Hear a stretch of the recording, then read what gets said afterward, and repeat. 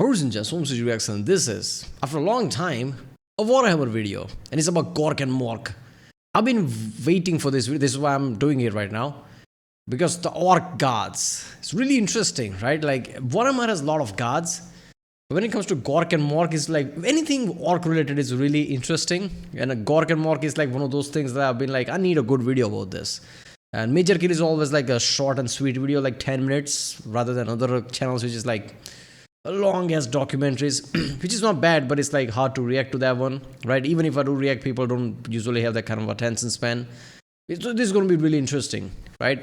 The orc thing about believing and like believing into existence and everything, and how Gork and Mork help with that. Gork and Mork being like warp entity, I guess, right? Because outside of chaos gods, there are elder gods, right? There are like orc gods. So yeah, how many other gods might there be, right? I'm pretty sure there must be lore of certain forgotten things, right? Because that just makes it more enticing, isn't it? So let's watch it.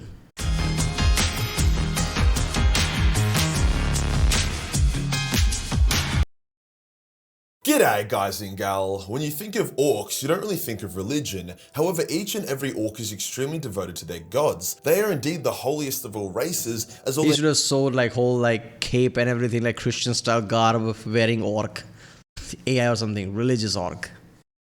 they need to do to worship Gork and Mork is to knock someone's teeth out, something they're pretty good at doing. But other than one being brutally cunning and the other being cunningly brutal, I bet you don't really know much about Gork and Mork or the orc religion as a whole. What happens to an orc when they die? How powerful is Gork and Mork? With the great riff being called Gork's Grin, does he have a degree of control over it as well? A few spicy questions we'll get through today. But before we get started, we have sold just over half of all majorkill Christmas merch, so there is still enough stock and time for you to get in on it, with one of the merch items even being an orc reference. Now orc merch, and to be honest orc videos as a whole, haven't been doing super well recently, but sometimes it's less about the money and more about doing what's funny. The drop includes a Blood for the Blood God singlet, which is proving to be the most popular. Then we have the classic It's Also a Hammer singlet, a homage to one of the greatest moments in 40k's lore when Vulcan kicked the shit out of Conrad Kurz. As for t-shirts, we have the Surrender and Die t-shirt to intimidate your enemy, as well as the aforementioned Get Good Orc t-shirt. This drop also features an extremely heavy warm metal inspired hoodie, which I can't really wear right now as we go into Aussie summer because it's so warm, but would be amazing for the rest of you in the Northern Hemisphere.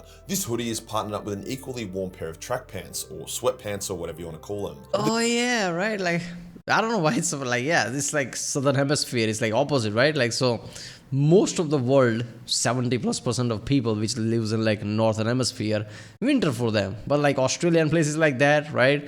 It's gonna be summer around this time, which must be like a very different feeling, right? Like if you go to like in vacation in Australia and suddenly, wait a minute, it's warm in January, it must be like one of those things. Like, of course it makes sense, but when you feel it, it's like, okay. The classic G'day Fuckheads line stitched up the sides. I've been wanting to make these pants for years, but the minimum order requirement was too high, but I finally just decided to say stuff it and take the likely L to get them made. As for some Christmas deals, you can get the entire merch drop for 20% off, or just the hoodie and sweatpant combo for $15 off. We also have a new improved Fuckhead Santa hat that comes free if you order the entire merch drop, or you can just get it by itself. Not to mention, we still have some leftover stock from a couple of the previous drops. These legacy items are 20% off, so you can also see if there is something there you like. Merch is a great way to support the channel whilst also giving yourself something tangible for yourself. I can proudly say the quality is unreal and the cut of the t-shirts and singlets is awesome. I literally have people asking if they can get extra unbranded copies because they love the material and cut so much. Link is below, less than half the stock remaining. Today we'll go over Gork, Mork, and pretty much the entire orc religion. Let's get into it. At a surface level glance, Gork and Mork don't seem to be doing much. The Chaos Gods are constantly directing and intervening and empowering its different heroes. The Emperor is waking up and recently set Nurgle's balls on fire, and even Yoned is getting involved, spamming the revive button on all his favourite heroes. But looking closer, they are actually quite hands-on. They just don't like babying their orcs as they don't want them to be weak, but I'm getting ahead of myself. When did Gork and Mork come into existence? What do they look like, and do they have nice feet? You know, just the heavy-hitting questions. The start of their existence has two answers. Physically, they were born during the War in Heaven, when the Old Ones created the Orcs as a desperate weapon to use against the Catan and the Necrons. The new Orc race, or the Krorks as they were called, combined their psychic power into the Wa, which then created Gork and Mork. The more annoying answer is that as time has no meaning in the warp, Gork and Mork have always existed, in a similar way to how Slanesh has always existed. But I hate that answer, so let's ignore it. Yeah, it's like pulling that physics question, which in itself is like where like time has no meaning, so they always existed. Whenever you invoke infinity, just like, yeah, right. Just because time has no meaning doesn't mean that it's no beginning there, right? It's like time doesn't matter. So yeah, I don't like that answer either. Due to the nature of orcs, Gork and Mork are extremely powerful, even by the standard of gods. However, due to their ADHD and their love of fighting each other, they rarely focus their power upon a single enemy. Generally what happens is that Gork and Mork will awaken, stir up the orcs, and push them to new heights of frenzy and war before directing them towards an enemy. In the meantime, Gork and Mork will kick the shit out of each other and then probably kick the shit out of a few other gods, before running out of steam and then sleeping for thousands of years. There is in-lore examples of them doing this, with the Orcs 2nd edition codex speaking about how Nurgle ate all the snotlings, so Gork and Mork curb stomped his ass and forced him to vomit them all out. Now this is Orc myth, not necessarily something that happened in the lore, but the image of Gork and Mork just fucking wailing on Nurgle because he ate their goblins is hilarious. That shit is insane, right? Like Gork and Mork beating the shit out of Nurgle. I mean, I get it, right? Like why they have to keep as their Orc mythology. Because somebody just went there and properly beat the shit out of like one of the old Chaos God Nurgle. It's just like, yeah, are we really doing this? Aren't they like a kind of like one of the antagonists or whatever you want to call it? What is an antagonist in Warhammer? But something like that. Like, so yeah, I like it's like element of that. Like, is it real? Is it not? Is it mythology? Who knows? Gork is the more straightforward, strong and brutal god, the cunningly brutal, whereas Mork is more sneaky and clever, the brutally cunning. However, neither is more powerful than the other, with all of their punch-ons more or less ending in a stalemate. During their sleep, they will begin to stir if the galaxy starts getting spicy or an Orc champion begins emerging. This is why Orcs seem to go from galactic threat to irrelevant, then back to galactic threat. It lines up with the awakening and sleeping of their gods. Currently they are awake, as it's the 42nd millennium and Gazkul is their prophet. What this means is that when Gaz was shot in the head early in his career, the gods took notice of him, allowed him to survive and now direct him. This is why Gaz is a bit random. He'll come to Armageddon, wreck shit, then randomly leave, because that is what Gork and Mork have asked of him. They are steering him to— Wait a minute. So in current millennia, these gods are awake. So which means orcs are properly threat right now. Isn't that something like Tyranny is a proper threat right now? Oh, by the way, Necrons are rising slowly, and yeah, by the way, this is the time where Orc gods awaken as well. I like how everything's stirring shit around this time. Towards Ragnarok. It isn't just stupid and random though. Gaz has amassed an absolutely gigantic armada of ships leading billions of orcs. We just need to wait and see who will use it against. I bet the Imperium is hoping it's not them. I mean, after all, the orcs need retribution for the Octarius War anyway, so Nids would— Yeah, I mean, Imperium is as bad as they can, right? Like, too many lore video explains like how Imperium basically, like, even with all their shortcomings, basically is OP. But even then, like, like billions of orcs with like proper war and everything, Gork and Mork like awakening, you don't want them to basically go to like Imperium and attack. A good choice. Now in the warp, Gork and Mork are a bit of an enigma. Some of the other gods have tried and miserably failed to fight or weaken the Orc gods, with gods like Slanesh attempting to attack them while they're asleep. Even dormant they are mighty, with Slanesh once attacking Gork with a tendril while he slept, only for him to swatter away like a fly before continuing his rest. Sometimes the fights between Gork and Mork are so hectic that they will spill into other parts of the warp. Like imagine your Khorne sitting on your skull throne, you hear this distant bang getting closer and closer, and then suddenly two gigantic naked Orc maniacs burst into your brass citadel punching the shit. I love that visual. They basically beat the shit out of so bad. The battle goes so bad. Khorne is just sitting there like, what the fuck? Khorne is like, chill the fuck out. Everybody calm down. Khorne is being the mediator now. Everybody calm down. This is getting too much.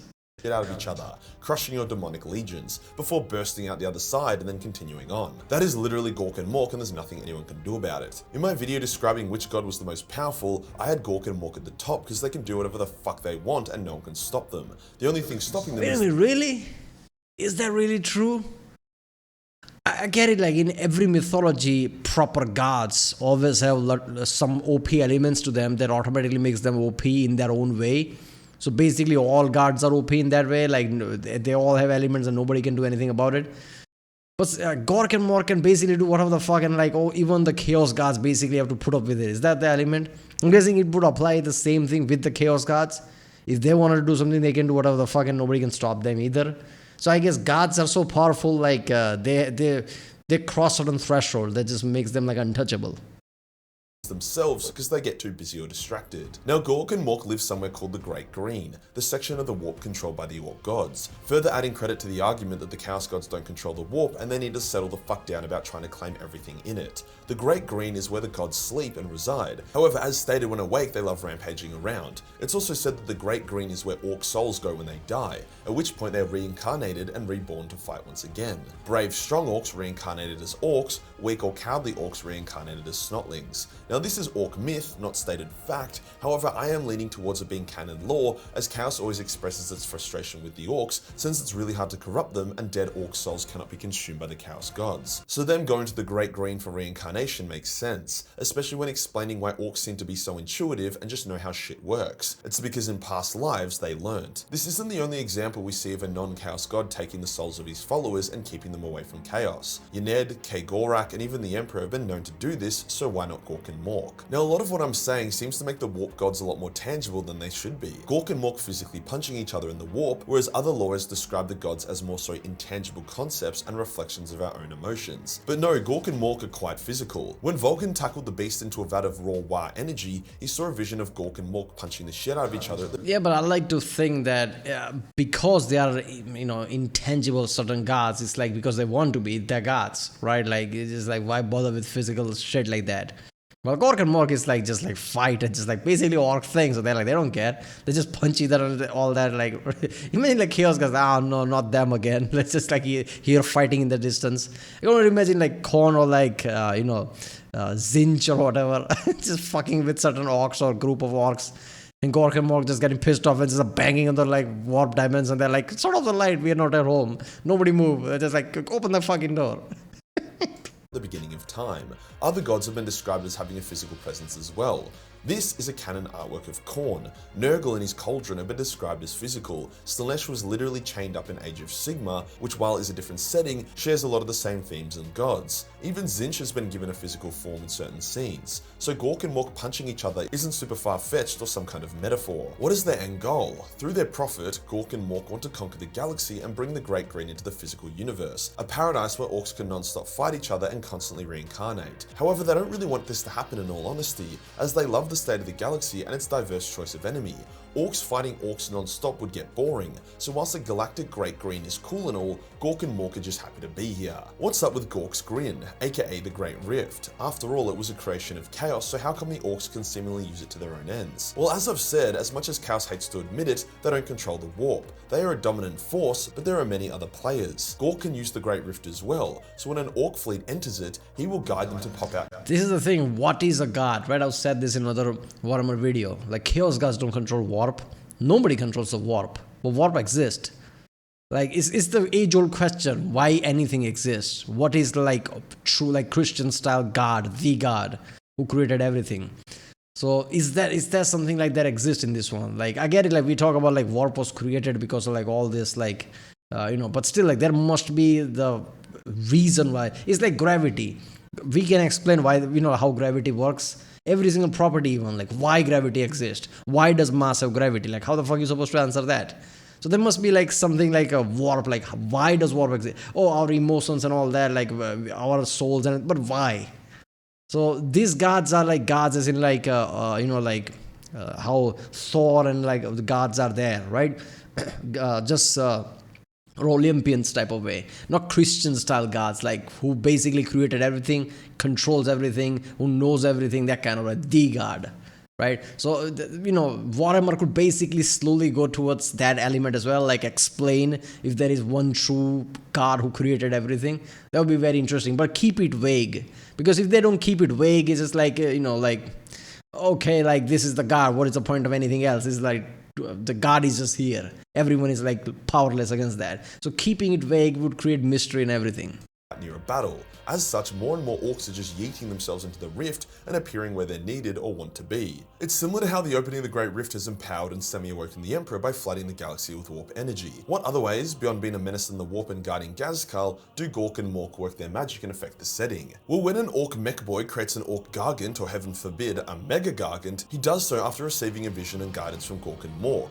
After all, a gargant is supposed to be a mechanical avatar of Gork and Mork, so it seems as if a sliver of the orc gods will possess the gargant and help bring it to life, allowing it to move and function despite its extremely questionable engineering. This also allows Gork and Mork to experience the joy of real space battling, so overall they're pretty strong. Questionable engineering. What engineering? It's like makeshift together, all that like fucking Fallout 4 level of like wood shacks and all that crap. They just put it together. Oh, there you go, it works. About it. This is why gargants only appear on battlefields with sufficient Wa, because only a high enough Wa level will attract the attention of the ORK gods. So overall, Gork and Mork are fun as fuck. They definitely deserve love, even if you aren't an orky boy. Imagine that, right? Like all the guards are sitting there in the warp. they come up with this Titan style scale thing, walking around, and every guard just taking a jab at like Gork and Mork. Oh, look at that, look at that, look at your orcs. So then it's a lot of engineering degree there. They know physics. Look at that, how they made it. And Gork and Mork just getting angry. It works, damn it, shut up. If you enjoyed the video and you want to support the channel, then pick up some Majorkill Christmas merch. Less than half of the merch is remaining, and there is still some. Yeah, well, go to original video page link and from there support this channel. Majorkill is a great channel. I like I like how we explain things. Man, this was a really fun video. Now I need to watch a big documentary about it. Like I'm pretty sure Lutin or somebody made video about it. But yeah, this was like more interesting than even I thought. Right, well, that was Gork and Mork explained by an Australian by the channel Majorkill. If you like my next video, subscribe and I'll see you next time.